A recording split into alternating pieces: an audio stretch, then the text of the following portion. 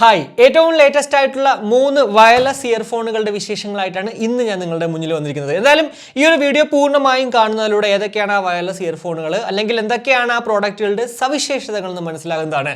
വീഡിയോയിലേക്ക് കിടക്കുന്നതിന് മുന്നേ നമ്മുടെ ചാനൽ ആദ്യമായിട്ടാണ് കാണുന്നതെങ്കിൽ ഒന്ന് സബ്സ്ക്രൈബ് ചെയ്യാൻ കൺസിഡർ ചെയ്യുക. കൂടുതൽ വീഡിയോ ഇഷ്ടപ്പെടുവാണെങ്കിൽ ഫാമിലിയായിട്ടും ഫ്രണ്ട്സോടായി ജസ്റ്റ് ഒന്ന് ഷെയർ ചെയ്ത് ചാനലിനെ ഒന്ന് സപ്പോർട്ട് ചെയ്യുക. അപ്പോൾ ആദ്യം നമുക്ക് നോക്കുവാണെങ്കിൽ Dizo wireless power classic black, hunter green, അതുപോലെ തന്നെ വയലറ്റ് ബ്ലൂ എന്നിങ്ങനെ 3 കളേഴ്സിലാണ് ലഭ്യമാകുക. 999 രൂപയാണ് സ്പെഷ്യൽ ലോഞ്ച് ഓഫർ എന്നുള്ള രീതിക്ക് നമുക്ക് കിട്ടുന്നത്.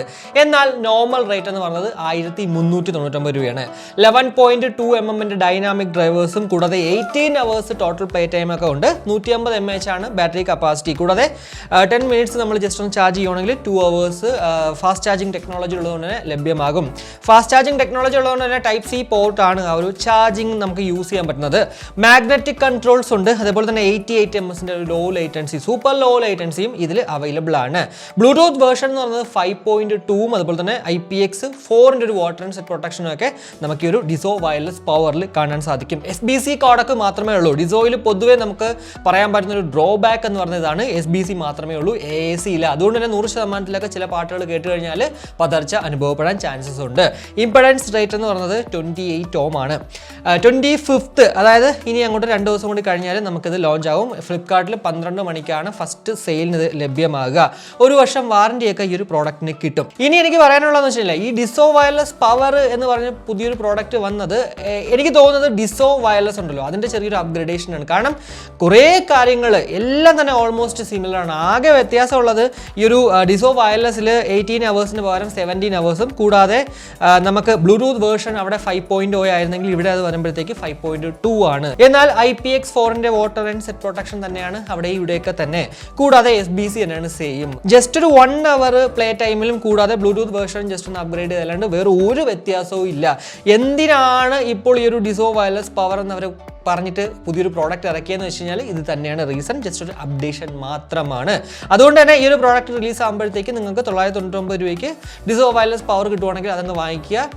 ഡിസോ വയർലെസിനേക്കാളും കുറച്ചുകൂടി ബെറ്റർ എന്ന് പറയുന്നത് ഡിസോ വയർലെസ് പവർ തന്നെയായിരിക്കും. ഇനി അടുത്ത നോക്കുവാണെങ്കിൽ ഒരു ഇയർബഡ് ആണ്, നോയ്സിൻ്റെ ബഡ്സ് VS202. നാളെ ഉച്ചയ്ക്ക് 12 മണിക്ക് ഫ്ലിപ്കാർട്ടിൽ അവൈലബിൾ ആയി തുടങ്ങും. മിൻ green, charcoal black, snow white, mid night blue എന്നിങ്ങനെ 4 കളേഴ്സിലാണ് അവൈലബിൾ ആകുക. ഒരു ഹാഫ് ഇൻ ഇയർബഡ് ആണ് നമുക്ക് ഈ ഒരു ബഡ്സ് VS202 എന്ന് പറയുന്നത്. 1199 രൂപയാണ് ആ ഒരു സ്പെഷ്യൽ ലോഞ്ച് ഓഫർ എന്ന് പറയുന്നത്. എന്നാൽ അതിനുശേഷം അത് 1799 മാറും. 13 mm ഡൈനാമിക് ഡ്രൈവേഴ്സും കൂടാതെ 20 അവേഴ്സ് ടോട്ടൽ പ്ലേ ടൈമും ജസ്റ്റ് ഒരു സിംഗിൾ ചാർജിൽ 6 അവേഴ്സ് ആണ് കിട്ടുന്നത്. കൂടാതെ ഇവിടെ നമുക്ക് ആ 10 മിനിറ്റ്സ് നമ്മൾ ജസ്റ്റ് ഒന്ന് ചാർജ് കഴിഞ്ഞാൽ 2 അവേഴ്സ് അതായത് 120 മിനിറ്റ്സ് നമുക്ക് പ്ലേ ടൈം ലഭ്യമാകും. ഹൈപ്പർ സിങ്ക് ടെക്നോളജി ഉണ്ട്, അതുപോലെ തന്നെ ട്രൂ ബേസ് ടെക്നോളജി ഉണ്ട്. 60 ms ലോ ലേറ്റൻസി ഒക്കെ ഇവിടെയുണ്ട്. കൂടാതെ ഇവിടെയാണ് എടുത്ത് പറയേണ്ട ഒരു ഹൈലൈറ്റ് ആയിട്ട് പറയാൻ പറ്റുന്നത് ബ്ലൂടൂത്ത് വേർഷൻ എന്ന് പറയുന്നത് 5.3 ആണ്. ഏറ്റവും ലേറ്റസ്റ്റ് ആയിട്ടുള്ള ബ്ലൂടൂത്ത് വേർഷനാണ് നമുക്ക് ഇവിടെ കിട്ടുന്നത്. കൂടാതെ IPX4 ഒരു വാട്ടർ ആൻഡ് സെറ്റ് പ്രൊട്ടക്ഷനും ഇവിടെ ലഭ്യമാകും. SBC AAC കോഡക്സ് ഉണ്ട് കേട്ടോ, അതും എടുത്ത് പറയേണ്ട ഒരു കാര്യം തന്നെയാണ്. 23rd അതായത് ഞാൻ വീണ്ടും പറയണം, നാളെ ഉച്ചയ്ക്ക് 12 മണിക്ക് ഇത് അവൈലബിൾ ആയി തുടങ്ങും. 1 വർഷം ഇതിന് വാറന്റി ഉണ്ട്.